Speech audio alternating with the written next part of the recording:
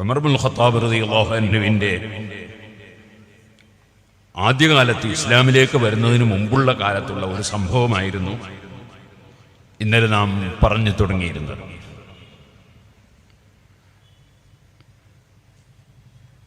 ഖുറൈശികളിലുള്ള ഒരു സമൂഹത്തിന്റെ കൂടെ ഷാമിന്റെ ഭാഗത്തേക്ക് യാത്ര ചെയ്ത ഉമർ ഇബ്നുൽ ഖത്താബ് റളിയല്ലാഹു അൻഹു ഒരു അങ്ങാടിയിലൂടെ പോകുമ്പോൾ ഒരു നസ്രാനിയായ ഒരാള്, അദ്ദേഹം അവിടുത്തെ വലിയ ഒരു പ്രമുഖനാണ്. ഉമർ റളിയല്ലാഹു അൻഹുവിന്റെ വസ്ത്രം പിടിച്ച് വലിച്ച് കൊണ്ടുപോകാൻ ശ്രമിച്ചപ്പോൾ ഇവിടെ അത് നടക്കില്ല എന്ന് പറഞ്ഞു. ഉമർ റളിയല്ലാഹു അൻഹു അദ്ദേഹത്തെ അനുസരിച്ചുകൊണ്ട് കൂടെ പോയി.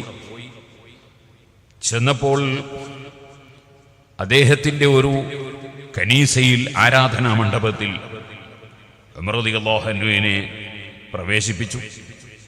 വലിയ മണ്ണിൻ്റെ കൂമ്പാരമുണ്ട് അവിടെ.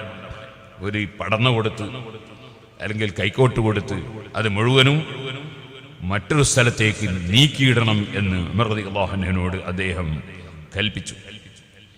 ഉമർ റളിയല്ലാഹു അൻഹു പറഞ്ഞു, ഖറജ അന്നി വഅലഖൽ കനീസ. അദ്ദേഹം അതും പറഞ്ഞിട്ട് കനീസയെ അടച്ചിട്ട് പുറത്തു പോയി. ഞാനിങ്ങനെ ഇരുന്ന് ആലോചിച്ചു, ഞാനേത് കുടുക്കിലാണ് കുടുങ്ങിയത്. കുറച്ച് കഴിയുമ്പോൾ അദ്ദേഹം ഉള്ളു കാണാൻ പറ്റുന്ന വിധത്തിലുള്ള ഒരു പട്ടുവസ്ത്രവുമായി കയറി വന്നു. ഞാനിങ്ങനെ ഇരിക്കുന്നു. ആ മണ്ണൊന്നും ഞാൻ തൊടാൻ പോയില്ല, മണ്ണൊക്കെ അങ്ങനെ തന്നെ ഉണ്ട്.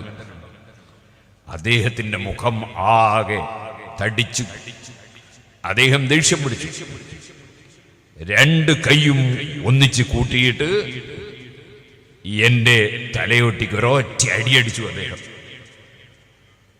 അങ്ങനെയുള്ള ഒരു അടി കിട്ടിയപ്പോ ഞാൻ പറഞ്ഞുപോയി, വാസക്കല യാ ഉമർ അബലഗ്ത മാ അറാ. അല്ല ഉമറേ, നിനക്ക് പറ്റിയ ഒരു സംഭവമാണോ ഇത്? ഇങ്ങനെ ആയിപ്പോയോ? ഞാൻ പിന്നെ ഉടനെ അദ്ദേഹം എന്നെ അടിച്ചപ്പോ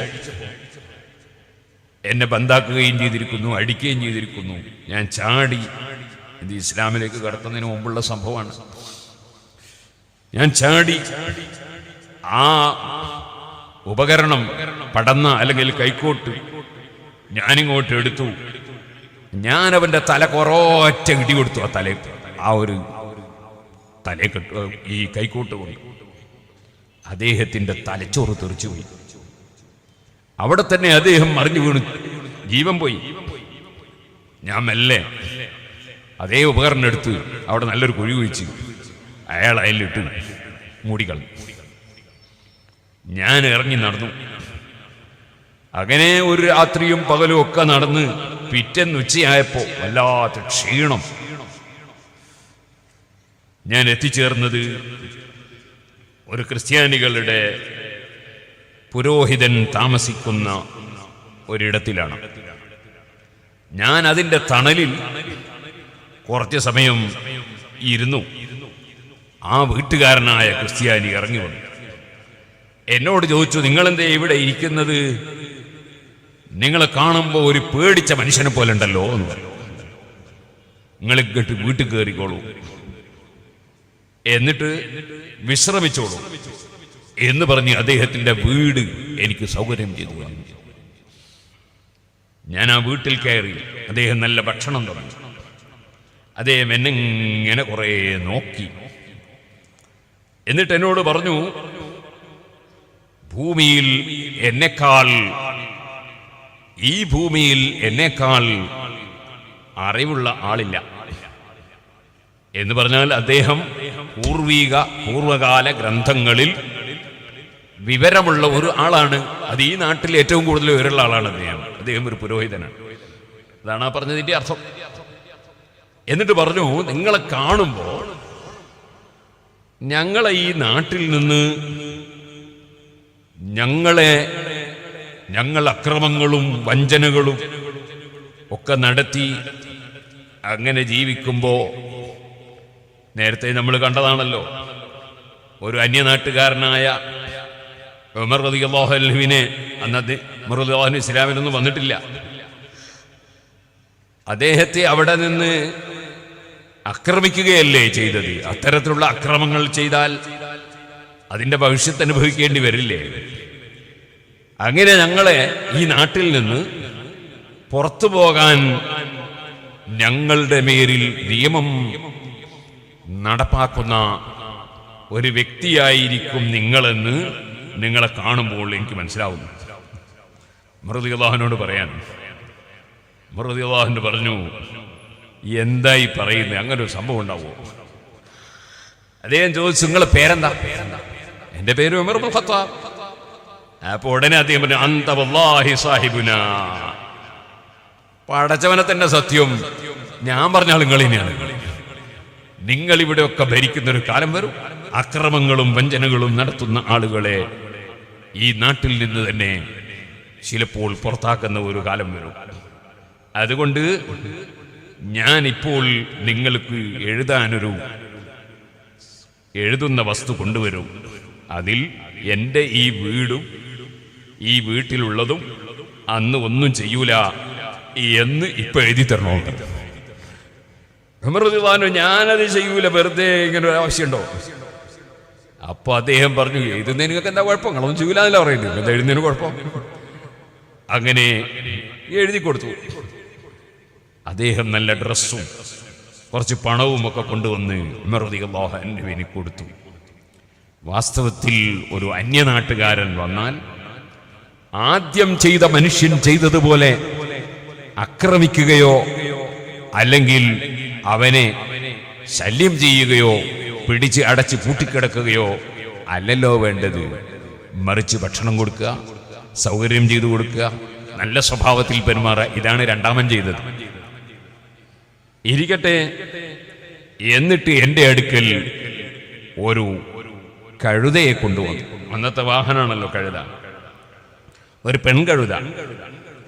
എന്നോട് പറഞ്ഞു, നിങ്ങൾ ഇതിൻ്റെ പുറത്ത് കയറിക്കോ, എന്നിട്ട് നിങ്ങൾ അതിൻ്റെ പുറത്ത് പോയിക്കോ. നിങ്ങൾ ഇതിൻ്റെ പുറത്ത് പോകുമ്പോൾ നിങ്ങളെ ആര് കണ്ടാലും എല്ലാവരും നിങ്ങൾക്ക് വെള്ളം തരും, ഇതിന് പുല്ലും കൊടുക്കും, നിങ്ങൾക്ക് സൽക്കാരവും കിട്ടും. നിങ്ങൾ എത്തേണ്ട സ്ഥലത്തെത്തിയാൽ ഈ കഴുതയെ നേരെ തല തിരിച്ച് ഇങ്ങോട്ടേക്ക് മുഖാക്കിയിട്ട് വിട്ടേക്കണം.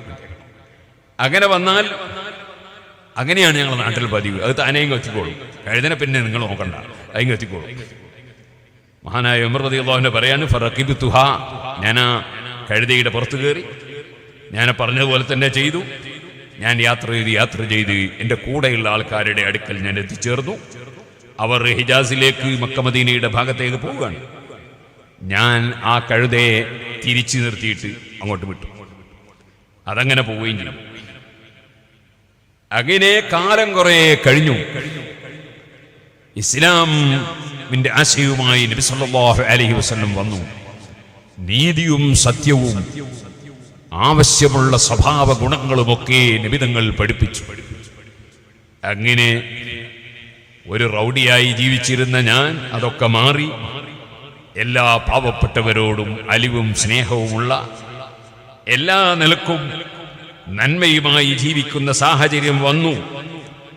ശേഷം നിങ്ങൾക്കറിയാമല്ലോ, ജൂതന്മാർ നബി സല്ലല്ലാഹു അലൈഹി വസല്ലം തങ്ങളെ ചതിച്ചു, സഹാബികളെ ചതിച്ചു. അങ്ങനെ ഒരുപാട് ചതികൾ, വഞ്ചനകൾ നടത്തി. നബി സല്ലല്ലാഹു അലൈഹി വസല്ലം തങ്ങൾക്ക് വിഷം കൊടുത്ത് കൊല്ലാൻ ശ്രമിച്ചു.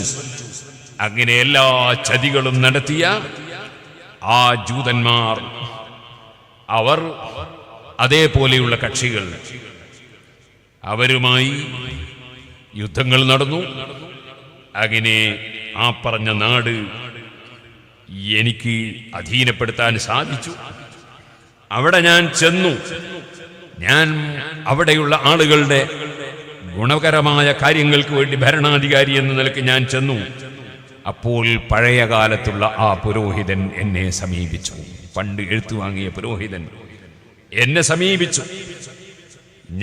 എന്നോട് അദ്ദേഹം പറഞ്ഞു, അദ്ദേഹത്തിൻ്റെ ആളുകളോടും പഴയകാലത്ത് സംഭവിച്ച സൽക്കാരം, ഉമർ ഇബ്നുൽ ഖത്താബിനെ സൽക്കാരം നടത്തിയ സംഭവമൊക്കെ പറഞ്ഞു. എന്നിട്ട് അദ്ദേഹം പറഞ്ഞു, നിങ്ങൾ എഴുതിയതനുസരിച്ച് കരാറ് പാലിക്കണം.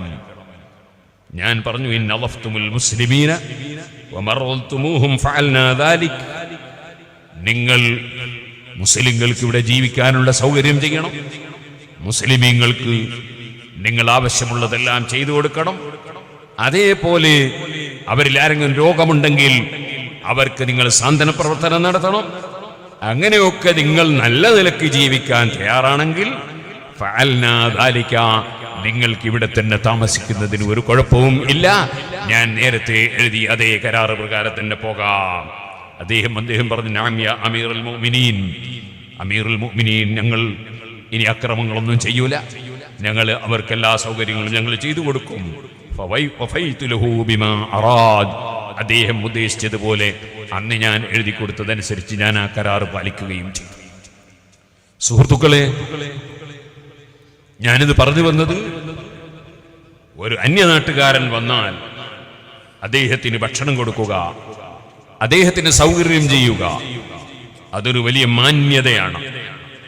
ആ മാന്യത എപ്പോഴും പാലിക്കുന്നവരായിരിക്കണം നമ്മൾ. അല്ലാഹുവിന് നന്ദി ചെയ്യുന്നവരാകണം നമ്മൾ.